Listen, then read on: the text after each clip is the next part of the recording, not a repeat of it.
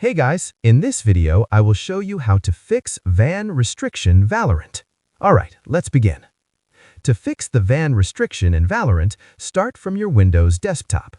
Click on the search box in the taskbar and type Windows Security. Open Windows Security from the best match.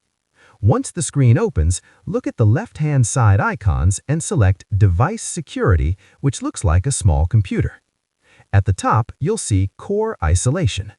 Click Core Isolation Details link. Here, check the memory integrity setting. If it's off, turn it on. If it's on, you can switch it off. Either change should resolve the van restriction issue in Valorant. After making the change, make sure to restart your PC to apply it. You might see a pop-up message prompting a restart, but manually restarting ensures the settings take effect.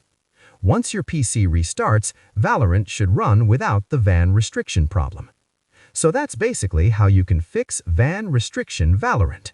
That's it for this video. Thanks.